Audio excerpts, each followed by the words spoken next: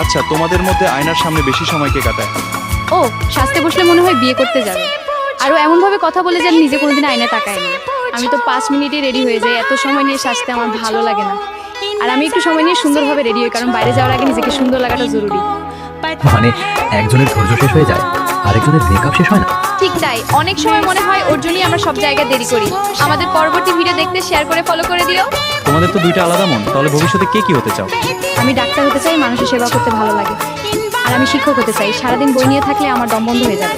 Doctor হওয়া অনেক বড় দায়িত্বের কাজ, আর শিক্ষক না থাকলে ডাক্তারও তো তৈরি হতো না। মানে তোমাদের মধ্যে ভবিষ্যৎ নিয়ে ছোটখাটো তর্ক চলে? হ্যাঁ, মাঝে মাঝে ওকে বুঝাতে বুঝাতে আমি ক্লান্ত হয়ে যাই, কারণ ও সবসময় নিজেকে ঠিক মনে করে। তবে একটা জিনিস বোঝা যায়, স্বপ্ন দুজনের আলাদা হলেও সম্পর্কটা অনেক সুন্দর। এখন আপনারাই ডিসাইড করেন, আমাদের মধ্যে ডাক্তার নাকি শিক্ষক হলে বেশি ভালো হবে। কমেন্ট করে জানাবেন, আর আমাদের ফলো করে ভিডিওটা শেয়ার করে দিন প্লিজ।